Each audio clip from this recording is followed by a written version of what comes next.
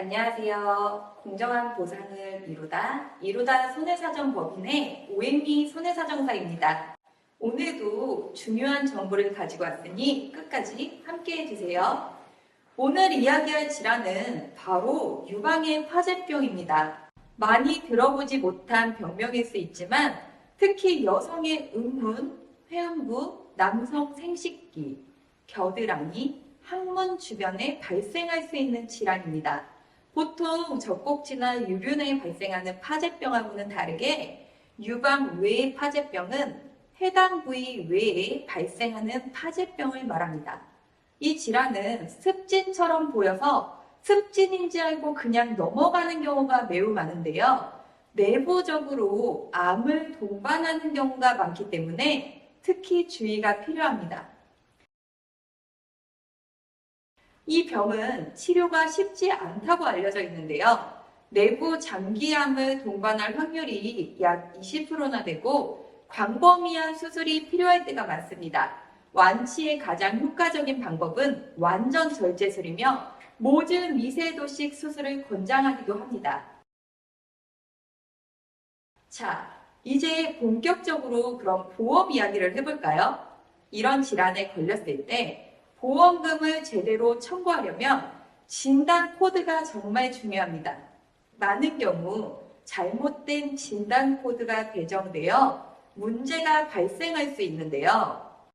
자, 진단서를 보시면 음문 유방의 파제병이나 남성 생식기 유방의 파제병은 일반적으로 C44.9 상세불명 악성 신생물로 코딩이 되거나 D07 생식기관의 제자리 암종으로 코딩되는 경우가 많습니다. 하지만 적절한 진단 코드는 C51, C52 또는 C60, C63이어야 합니다. 잘못된 코드로 인해 소외감으로 처리될 수가 있는 경우죠. 이때 큰 손해를 보실 수 있습니다. 그렇다면 보험사는 어떻게 대응할까요? 대부분의 보험사는 이런 경우에 소외감이라고 주장을 합니다. 진단 코드를 변경해와라 라는 말을 하곤 하죠. 하지만 진단 코드의 변경은 쉽지 않습니다.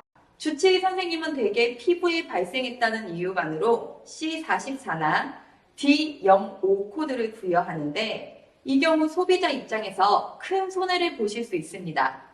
그래서 어떻게 해야 할까요? 진단코드 변경이 어려운 경우 한국표준질병 사인분류 지침을 근거로 통계적인 근거를 제시해야 합니다.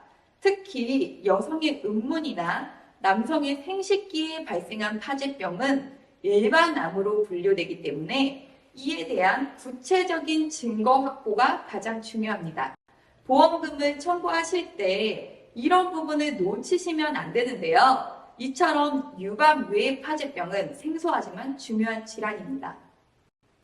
진단을 받으셨다면 진단서와 보험 약관을 꼼꼼히 확인하시고 보험금을 청구하기 전에 전문가와 상의하시는 것이 매우 중요합니다.